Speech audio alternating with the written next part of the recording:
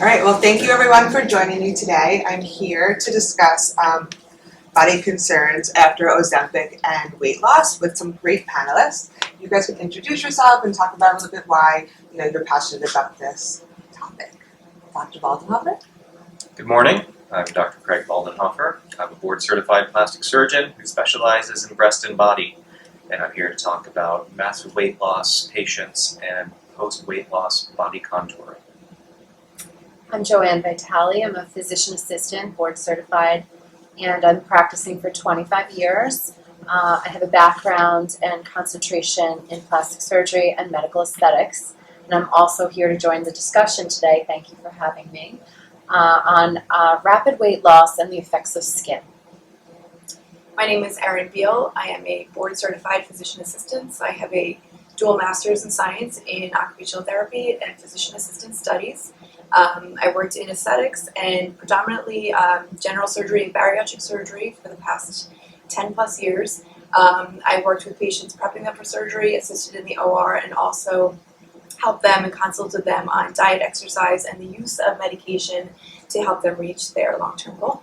Perfect. Well, thank you, everyone. And also, I am lucky to be a patient of both Dr. Baldenhofer and Vitra, so that's what really made me want to come today. But of course, also because I have been on Ozempic for almost 1 year and lost 60 pounds.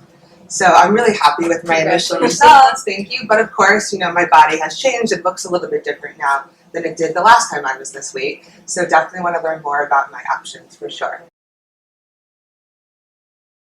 Have you guys seen an increase in patients that have lost weight on Ozempic or another weight loss medication? And what are their primary concerns? I think we're at the beginning of a wave of new patients because I don't know that it's been in the cultural zeitgeist long enough that everybody has lost the weight and knows that there are options for them. But there's definitely chatter amongst the plastic surgeons. We're seeing on the non-invasive side a lot of patients coming in on several brands of the weight loss drugs now. It used to be that we were dealing with some either weight loss from diet and exercise alone or bariatric surgical procedures, and now we're seeing an influx of the Ozempics and all this type of weight loss plan. So we are definitely, and how they can treat what they're noticing, the changes in the skin. Yeah, it seems like diet and exercise education is not really part of these patients' plans, and understanding their bodies and how their bodies are changing seems to be a major concern for a lot of them as well. Yeah. Perfect. Do you guys have any advice for people who are just starting Ozempic? Eat. People, the point of the medication is to really kind of cut the cravings for sugar. It decreases their need or want to eat. It also then decreases the need or want to drink. So dehydration is a huge aspect of it. Not eating, feeling fatigued, not really wanting to exercise, that's also a big part of it. So understanding that even though you're on the medication, eating is still really important, and sticking to just a balanced diet is really, really important also for the skin. And I think the rapidity, the rate at which they're losing the weight has a lot to do with what they're seeing happening in their body as well. Is there any advice, like aesthetically, that you would, give someone who is starting this? Is there certain products or certain procedures that you would think to start before, they're having this rapid weight loss, or is it something that you think about, more after? So from an overall goal perspective, and how to do this in such a way that you can maintain as much elasticity as you can. Always the right home care regimen. So diet and exercise, plenty of sleep, plenty of fluids, like we would advise of anyone. But particularly using the right things on the skin, the vitamins A, E, and C, things that are going to help produce collagen, turn over the cells on the skin. And definitely looking into some of the easy to use, so to speak, monthly treatments, how to boost your collagen. Microneedling has been a staple combined with radiofrequency. It is one of the hottest topics out there. It has been in this field for about 10 years now. And everybody without Ozempic and all these drugs is doing the things just to maintain. So imagine then having rapid weight loss. You definitely want to keep that skin firm and tight and keep producing your collagen as best you can. So definitely getting on a regimen with home care and professional treatments is the best way to approach it. But also coming into summer, sun protection, right? The effects that the sun has on the DNA of the skin and the ability to decrease elasticity and collagen as well. That's a huge thing, and protection is going to be a really big part of their recovery.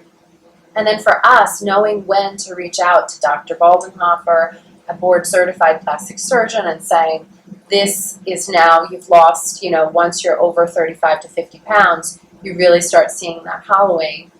When do we know that fillers and our devices just aren't enough? And when we're going to turn around and, recommend surgery. And even for some patients, they want to cut to the chase and just say, I'm going to skip the devices and I'm going to speak to a surgeon so that I can just take care of this and get it done. Mm-hmm. Yeah, I mean, I actually did that with Dr. Baldenhofer because before I started the weight loss medicine, I was concerned about my chin and looking at Zoom every day and not liking my face. So I ended up actually, getting liposuction on my chin. And I actually think that might have been Start of your journey. It was definitely the start of my journey, and I think it might have helped, the results just because my skin had time to tighten up prior to me then losing all this weight. But who knows? You bring up a really good point. You just said time to tighten up. And there is a certain amount of recoil that we can expect with the skin, and everyone's different. So it has to do with genetics, how rapid you lost, if you're a smoker, if you're a sunner, all of the things. So there are so many variables to take into account when we consult patients. We really do need to come up with a very specific plan for every patient. It's a personal journey, I would say.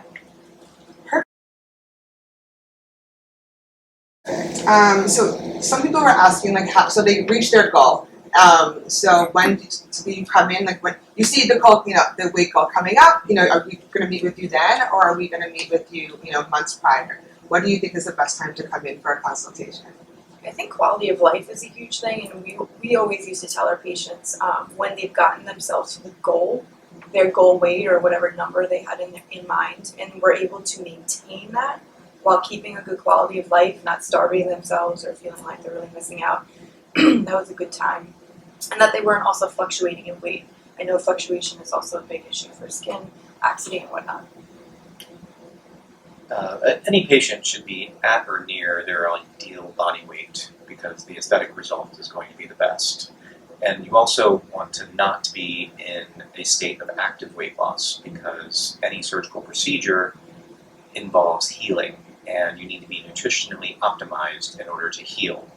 Because if you are protein deficient, then you can have wound healing problems that otherwise could have been avoided.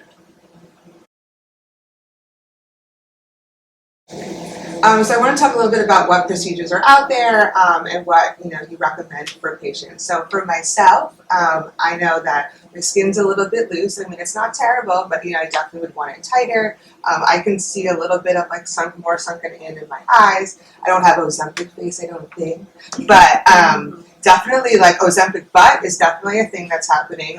It's flat. It's never been flat before, and now it is. So. Can you guys just talk a little bit about what procedures are out there and what you're recommending for people that are happy with their goal weight, but their body just isn't the same anymore? So I think my colleagues might agree that if they have enough fat left, surgery is an option. There's fat transfer. That's a possible thing to the face from the body. But what's interesting is that patients that are on these medications that are really hollowed out and are really, really, at their lowest weight ever may not have enough fat to transfer. You agree? Yes. Yeah. So basically that's when you get somebody, an expert like Erin or myself to discuss alternatives. And some of the alternatives are dermal fillers. Some of them produce collagen. Some of the RF microneedling devices are the answer, and a lot of times a combination of both. But it's a personal evaluation that needs to be discussed with your clinician. Yeah, the journey, there's a lot of things on the spectrum, but what's right for each person is the question. Makes sense. Yeah. And what about different surgical procedures have you been seeing an interest in? I've seen a lot of people interested in abdominoplasties because there's deflation of the abdominal skin, and if you have a little fold that hangs over, no amount of skin tightening is really going to fix that. It needs to be a skin excision. As well as arm lifts, because of certain areas of the arm that will then droop after they've been deflated by rapid weight loss. Additionally, a lot of people coming in looking for neck rejuvenation and thighs. Great. Antibiotics. I was just saying, you mentioned Ozempic. Yeah, it's a topic in the media right now, this Ozempic butt, and I have to say it's definitely true. I've never not had a butt. So all my old clothes fit except for the butt is saggy, for sure. We do. I mean, a couple of our fillers are, like Joanne had mentioned, biostimulators. So they are not only filling the area, they are building out collagen as well, which does obviously take a lot longer. It's more of a process, but it is really nice for contouring. And if you're not into doing a surgical procedure, the downtime obviously is minimal, and it's for that kind of patient that doesn't want to go into surgery. Are Or there if also, you just don't have enough fat to Right. transfer. so there are also like those muscle building machines as well? Yeah, I mean, any type of muscle building obviously is going to help to contour the body. But again, that does take time, and it takes a lot of, multiple times a week for hours at a time. So, and women tend to not have enough testosterone to really build big muscles. So sometimes we just need to give a little boost. Perfect. So I had a question from social media. Someone had drooping and sagging of the sides of their mouth after losing weight. Is there a procedure that you would recommend for them? It could range anywhere from minimally invasive. There's certain RF microneedling devices that can help a little. And then the next step up, which is not something that I particularly recommend, but I know that other people do, is a thread lift can help with the jowling areas. And then, stepping up even higher, just a formal face and neck lift is probably the most powerful, but it also has the biggest recovery. I would agree. The same options are available. Dermal filler and if placed properly in the right amount can give a softening effect to the lines. But skin is skin, so just as Dr. Baldenhofer mentioned, you have to choose with each patient what's going to be the best option. Okay, Dr. Baldenhofer, let's talk a little bit more about procedures for weight loss patients. Can you take me through a couple of the popular procedures that you recommend for someone who's looking to enhance their body? Sure. Commonly after weight loss, patients experience deflation of the breasts and deflation of their abdomen, which results in sagging skin. So two very common procedures are a breast lift and a tummy tuck, which can really enhance their outlook. Perfect. So what is the recovery time for a breast lift, and what does that procedure really entail? The breast lift typically entails keeping your current cup size, but repositioning the breast tissue up on the chest wall and tightening the skin envelope around it. The recovery for almost every surgical procedure is typically 6 weeks before you're completely cleared to do whatever you want. But patients are up and walking around the day of the surgery and able to get back to work after about a week. And then the same for a tummy tuck?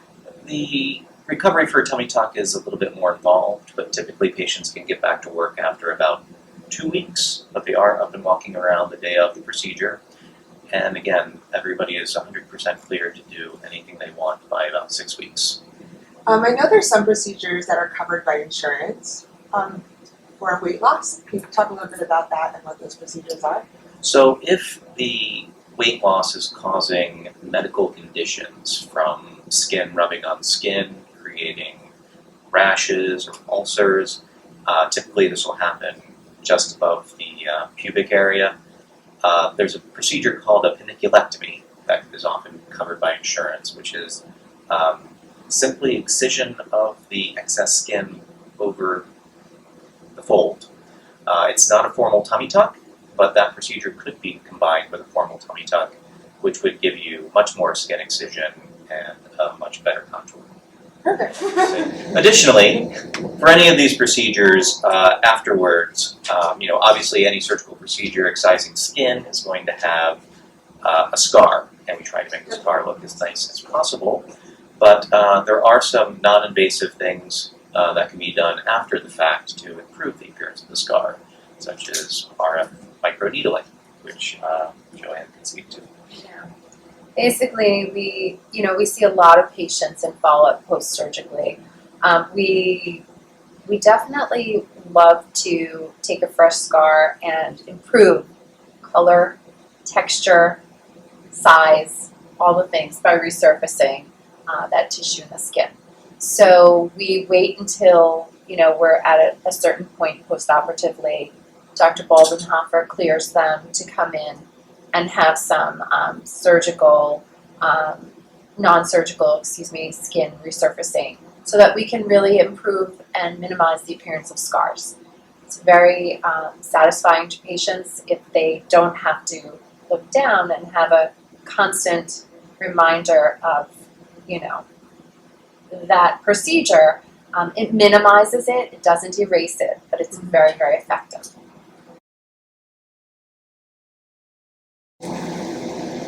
Do you have any tips for healing and scar treatment? Well, typically the routine that I give for my patients is I use a special glue and tape for the first 3 weeks after the surgery. After that, I switch over to a different medical tape for another 3 weeks because I like to have something in opposition, basically acting like a cast for the scar so that things heal without any shear or tension on it, which I think gives the best fine line scar. And then after that, they'll move on to silicone sheeting, which is very good for the scar remodeling process. And that needs to be done for at least 2 months, 24 hours a day. Perfect. And then once you're finished with that, those 2 months, then you would go to Vitra? Correct. Okay, amazing. Sunscreen, Awesome. a lot of sunscreen, right? Physical protection Yes. of the scar. Perfect. Well, thank you so much for joining me. If there's anything else you wanted to share with the audience, feel free. But I think the overall message here today is that it's really an individual approach. So definitely reach out to Dr. Baldenhofer or Vitra for more information and to get started on your recovery journey from Ozempic. Thank you. Thank you.